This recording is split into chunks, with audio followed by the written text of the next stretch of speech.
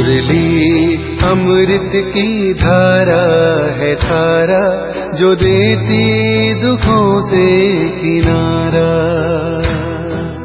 मुरली अमृत की धारा है धारा, जो देती दुखों से किनारा। भूले जीवन में हो जाए शिव बाबा मुरली में समझाए। भूले जीवन में हो जाए शिव बाबा मुरली में समझा। ओम शांति। आज की तारीख है 15 फरवरी 2022 की साकार मुरली। बाबा के महावाक्य: मीठे बच्चे, आत्मा रूपी दीपक में योग रूपी घृत डालो तो आत्मा शक्तिशाली हो जाएगी। प्रश्न: आत्मा रूपी बैटरी में पावर भरने का आधार क्या है? उत्तर: आत्मा रूपी बैटरी में पावर भरने के लिए बुद्धि योग का बल चाहिए। जब बुद्धि योग बल से सर्वशक्तिमान बाप को याद करेंगे तब बैटरी भरेगी।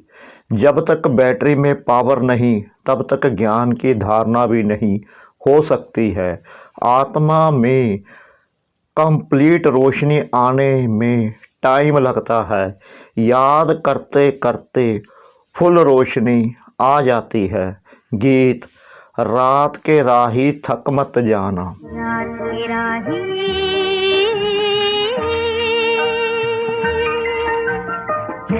के राही थक मत जाना, सुबह की मंजिल दूर नहीं थक मत जाना। राही थक मत जाना, रात के राही।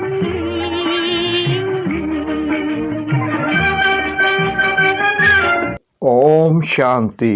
बच्चों ने गीत का अर्थ तो सुना कि तुम बच्चे अब दिन में जाने के लिए पुरुषार्थ कर रहे हो।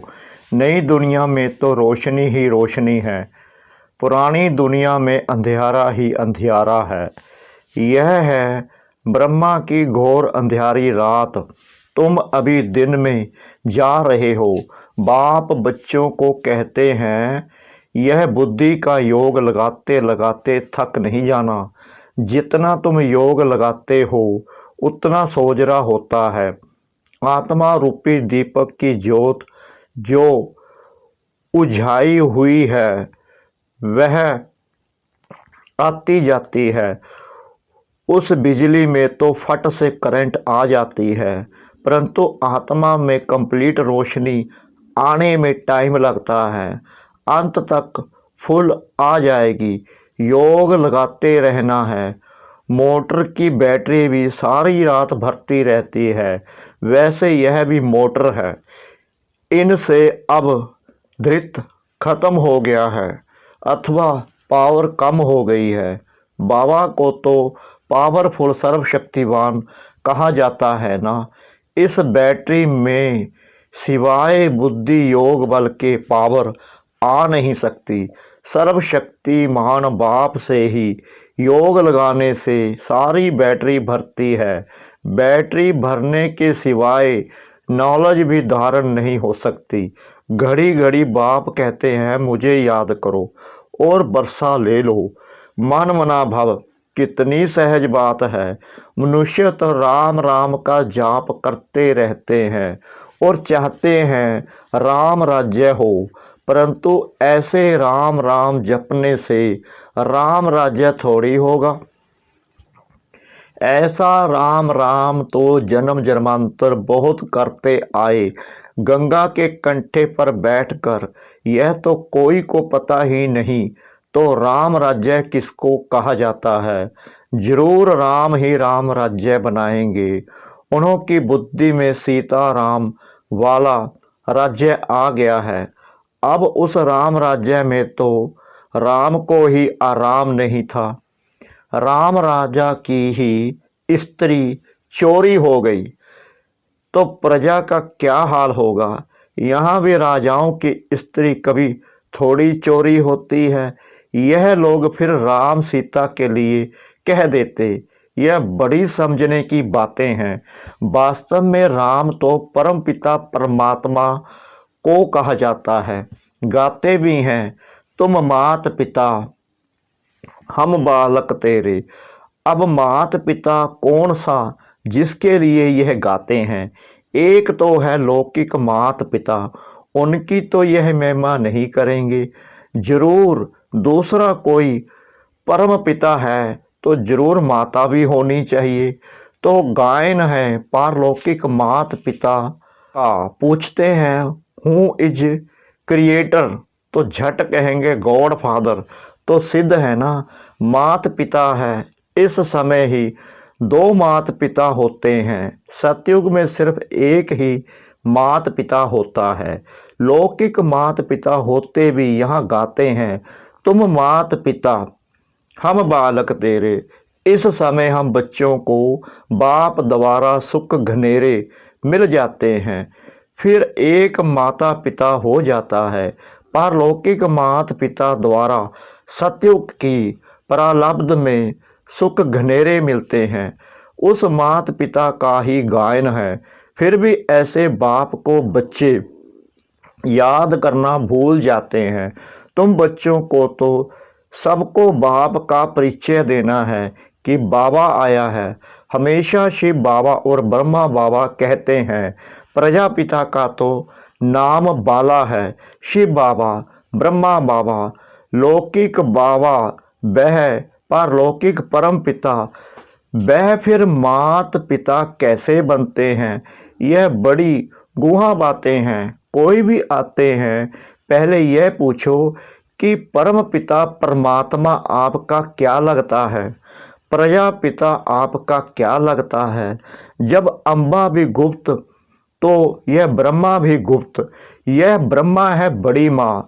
लौकिक बाप का तो नाम रूप देश काल सब जानते हैं।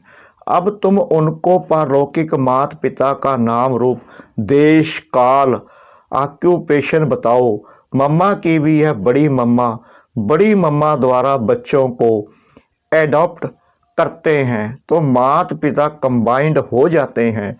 इनको मात पिता अथवा बाप दादा भी कहते हैं। किसको समझाने की बड़ी युक्तियां चाहिए, बड़े बोर्ड पर लिखना चाहिए। निराकार परम पिता परमात्मा तो सब याद भी करते हैं, परंतु यह नहीं जानते तो वह मात पिता कैसे हैं। इतनी भी मनुष्यों की बुद्धि नहीं चलती, क्योंकि बातें हैं बहुत विचित्र जो बाप ही आकर सुनाते हैं। आत्मा कहती है ओ परमपिता परमात्मा, वह भी है आत्मा परंतु सुप्रीम है। सुप्रीम माना परम, वह परम धाम में रहने वाला है।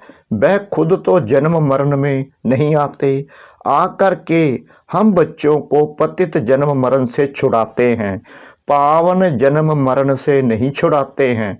पतित आत्मा को ही पावन आत्मा बनाते हैं, इसलिए उनको पतित पावन कहा जाता है। मनुष्य तो राम सीता का भी अर्थ नहीं समझते। वास्तव में सब भक्ति यहाँ सीताएं हैं, याद करती हैं एक साजन परमात्मा को। बाप कहते हैं बच्चे, इस समय सारी दुनिया में रावण राज्य है, सिर्फ लंका में नहीं। रावण को जलाते भी यहाँ है। लंका हिंदुस्तान में नहीं, वह तो बौद्धियों का अलग खंड है। तो इस समय सारी दुनिया रावण के बंधन में है। सारी दुनिया में रावण का राज्य है। आधा कल्प है राम राज्य, आधा कल्प है रावण राज्य। आधा कल्प दिन, आधा कल्प रात। यह सब बातें बुद्धि में रखने की हैं। इस समय तुम रावण पर विजय पा रहे हो। जो पूरी विजय पाएंगे वही मालिक बनेंगे। सतयुग आदि में लक्ष्मी नारायण का राज्य था। उन्होंने यह स्वर्ग की प्रारब्ध कहाँ से और कैसे पाई? सतयुग में मनुष्य बहुत थोड़े होंगे, लाखों के अंदाज में होंगे। यमुना के कंठे पर राजधानी होगी, वहाँ कोई विकार होता ही नहीं। कहा ही जाता है संपूर्ण निर्विकारी। बच्चे भी योग बल से ही पैदा होते हैं, वहाँ रोना पीटना कुछ नहीं होता। परंतु पहले ये बातें नहीं निकालनी हैं। पहली बात ही यह उठाओ कि निराकार परमपिता परमात्मा और हम आत्माएं भी पारलोक से आते हैं, तो तुम्हारा पारलौकिक परमपिता से क्या संबंध है? नंबर 1 बात है ये, पहले ये बाप का संबंध निकालो तो माँ का और बरसे का संबंध निकलेगा। एक अलफ को भूलने से ही सब कुछ भूले हैं। रावण ने पहले पहले अलफ से ही भुलाया है, फिर अलफ की मदद से हम रावण पर जीत पाते हैं। समझाने की पॉइंट्स तो बहुत हैं, पर दर्शनी में मुख्य बात अलफ की समझानी है। अलफ के बाद ही बे ते आता है। अलफ को नहीं समझा तो कुछ नहीं समझेंगे। कितना भी बल माया मारो, परम पिता है तो पिता से बरसा मिलता है। बाबा का बरसा मिला तो बरसे के हकदार बन ही जाते हैं। त्रिमूर्ति पर समझाना कितना सहज है। ऊपर में बाप खड़ा है, नीचे लक्ष्मी नारायण बरसा, यह विष्णु खड़ा है। बाबा कहते हैं मुझे याद करो तो यह बरसा पाएंगे। बच्चे कहते बाबा आप तो निराकार हो, आप कैसे बरसा देंगे? बच्चे मैं इन ब्रह्मा द्वारा देता हूँ, जो आए उनको इस बात पर ही समझाओ। मूल बात ही त्रिमूर्ति की है। त्रिमूर्ति ब्रह्मा का तो कोई अर्थ ही नहीं समझाना है। यह निराकार शिव बाबा, उनको ही ज्ञान का सागर कहा जाता है। फिर यह बरसा है। अब बाप तो है निराकार, फिर इन लक्ष्मी नारायण को बरसा कैसे मिला, कहाँ से आया? तुम यहाँ अपने को विष्णु कुमार नहीं कहलाते हो, तुम तो हो ही भीके। ब्रह्मापुरी मनुष्यों की ही कही जाती है, जहाँ खास ब्राह्मण रचते हैं।